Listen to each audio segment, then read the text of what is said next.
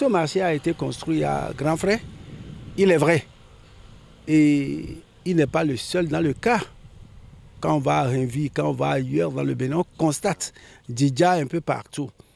Et le mal qui a sévi à l'époque, c'était qu'il n'y avait pas des études,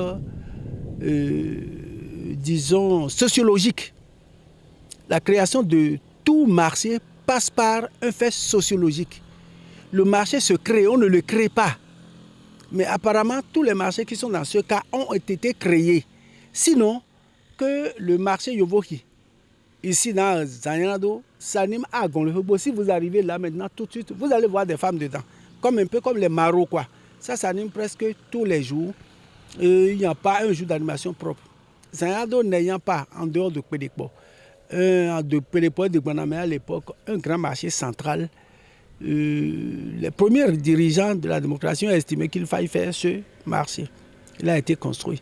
Beaucoup de moyens y ont été mis. Mais malheureusement, il s'est animé au plus pendant 3 mois et s'est éteint. Les bâtiments sont là. Mais nous avons continué la difficulté ici à Zanyanado. Ce marché a été affecté au projet Songaï.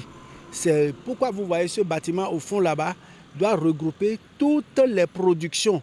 Depuis Ketou jusqu'à Zomo ici à Zanyanado chez nous, les productions en maraîchage, en élevage, au porcin, volaille, tout ce que Songaï fait devrait être exposé ici au bord d'une route internationale. C'est la RENI 4 ici, la route nationale inter-État numéro 4, servant le Togo et le Nigeria.